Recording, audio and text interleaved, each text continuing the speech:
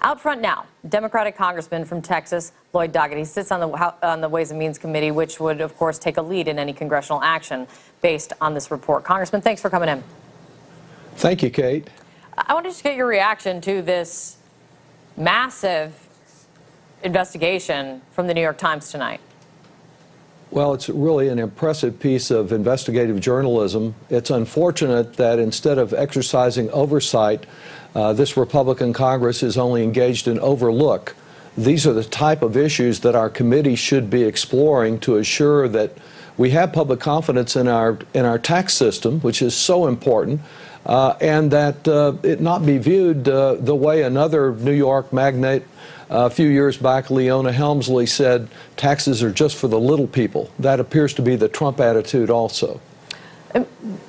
After this, I mean, I think I kind of know the answer, but after this report comes out, do you expect any congressional action? Not from this Republican Congress. You know, I've made 7 attempts, 7 motions, one on the floor, 6 in committee. The first one was on Valentine's Day last year. The last one was this past month when we were in session, asking the Republicans to stop covering up the Trump tax returns. This is just part of a pattern.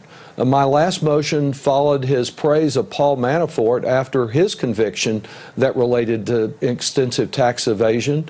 We have a pattern here that today we learn so much more from the distant past, but this is the president who said a couple of years ago that he was smart for not paying any taxes. But that kind of attitude. As you well know, you're saying Republicans covering up the president. There's no law that requires that a presidential candidate release their tax returns.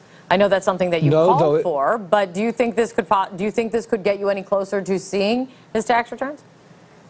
I certainly think it will come January with the new Congress. It is true there is not a law, there should be, requiring presidential candidates to do what all of them have done voluntarily for decades, and which Donald Trump as a candidate said initially that he would do. But there's another law on the books that dates back well into the beginning of the last century that gives the Ways and Means Committee, on which I serve as the tax policy ranking member, to request returns from the Treasury Department. And that's exactly what I've tried to do on 7 times, and that's exactly what the Ways and Means Committee Republicans have blocked. They have covered up those returns. There is so much to be learned from the Russian investigation right up to the changes that were made in the new tax law that I think were directly benefiting the Trump family.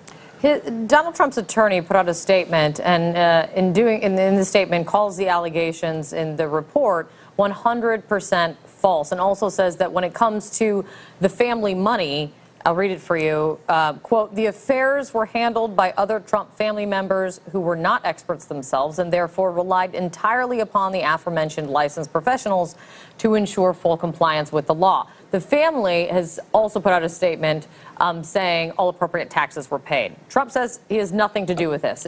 Do you leave open that as a possibility? You know, I read those and I thought, don't these sound like every other Trump denial? It's always, he didn't do it, it was someone else, it never happened, and then it didn't make any difference, it wasn't illegal. This is part of a pattern of a president who's really a phony, who has 7.5 lies per day, according to one study that was done.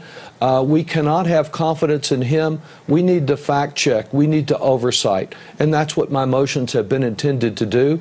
And I think when we have something other than a Republican cover-up Congress, we'll get to the bottom of this. We'll be able to look at the more recent data and see if we don't have this continued pattern of using basically tax evasion, and in the Trump family case, an empire built on federal subsidies and then tax evasion, so that really American taxpayers got hit twice by this family. No, we will see if the president has more response tonight as he is holding a campaign rally. Congressman, thank you for coming in. I appreciate your time. Thank you, Kate.